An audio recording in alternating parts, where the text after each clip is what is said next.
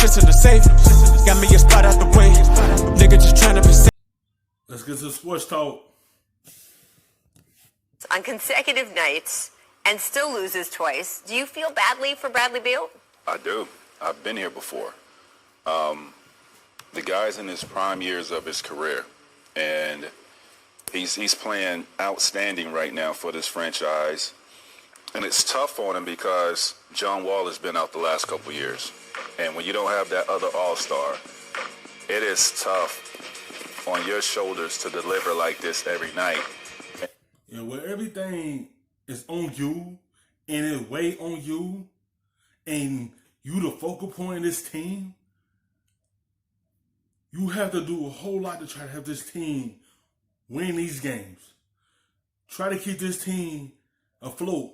Try to get a chance to be in the playoffs. But when you miss John Wall, the other half of the backcourt, everything is on Beal. And he only could do so much. And he put up 50 in both games and still didn't get the job done because you need that other guy. He's showing that, you know, he's having a winning attitude. His approach to the game, the way he's going about trying to get wins for this team, and it's just not transferring over. I mean, putting up these type of numbers, you would think, you know, they result in a win. Just one, maybe. Just at least one. You know, so you're not far. You're 4.5 games out from the A spot. But if you can't, if Bradley Beal is putting up 50-plus points and you lose to the Chicago Bulls, then I don't see you getting into the playoffs. Again, being in this situation in Orlando. I was going to say, you were in Orlando and Grant Hill was out. And it was just unfortunate. Grant was dealing with his ankle injury. And I think playing those 4 years, and I don't blame Grant at all. I mean, it just happened. Playing those 4 years, having to do what I had to do in order for us to get to the playoffs, it really took a toll on me, and that's why my career kind of got cut sidetracked, short. right? Absolutely. Yeah, that's what could happen.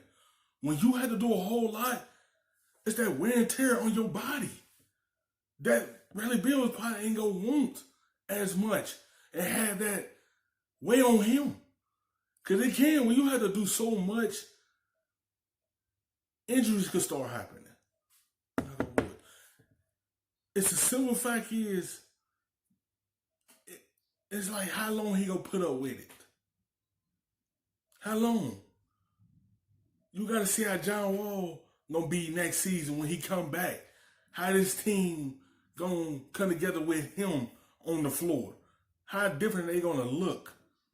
Cause he needs John Wall next to him so he don't have that wear and tear come on him.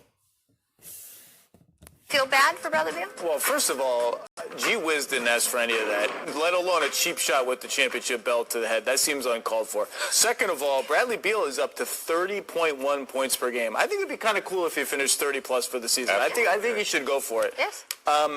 Feel bad is strong. I understand his frustration, as you're saying. He is squarely in his prime. His co-star is injured, and frankly, given all the knee surgeries and now an Achilles tear, I don't really know what we should assume about John Wall going forward, if we're ever going to see John Wall as a star player again. I don't think you can say that definitively. Now, Bradley Beal does become trade eligible again in the summer. And if he really is frustrated and he really wants out, he would be not even close to the first star player to use his leverage to find a place where he can contend for championship. But he did sign the extension before this season. He did. He could sign an extension, but once you get frustrated, your mind go elsewhere. He gonna look like, I'm in my prime, I don't want to stay here and waste it.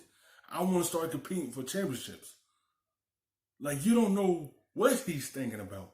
Yeah, he loved being in Washington, but after a while, he gonna want to go somewhere else where he don't have to do as much. He have another guy beside him to take all the stress off of him. Because if he get fed up and want to go somewhere else, and then if John Wall don't come back next season, where you gonna go from there? in a season where, frankly, he was looked at as potentially the most valuable trade chip of the entire year, right? If he hadn't signed the extension and was trade eligible this past February 7th, I think everyone, the bids would have come in on him for sure. He decided he wanted to stay, and part of that, in talking to him, was the idea of being the uncontested star, right? Of being the guy the offense would go through, of getting the chance to score 50-plus points on consecutive nights. He wanted that shot. He wanted to show people he was good enough to do it. But T-Mac, the problem is you go... Yeah, you gonna want it. But you see the scratch that brings on you when you want everything to go through you. It's a different breed. When everything is on you. When you the number one option, it's a different task. That means you gonna have to get this team winning. It's different from being a second guy. When you that number one option, things change. And look at the results. Out and do it, and you don't have enough help, it doesn't lead to wins. Well, that's the problem. I mean, he's playing great basketball, but he just doesn't have enough for that to result into to wins, and that could be frustrating. Yeah, you could go out, you could put up an average 30 points for the rest of this season, but if you're not winning, it really doesn't mean anything. And there are interesting young players there. Like, I think Ruiz had a nice rookie year, Troy Brown's, but like those guys are years away from being like contributing to a championship kind of team. Yes, absolutely. And to your point, I just don't know what we're getting from John Wall when he comes back. And we've seen with Gordon Hayward, we've seen with other guys, it's slow when you come back. It's not right away, no matter what he is. Thanks for watching ESPN on YouTube. Better look, better rub, nigga, I gotta be safe.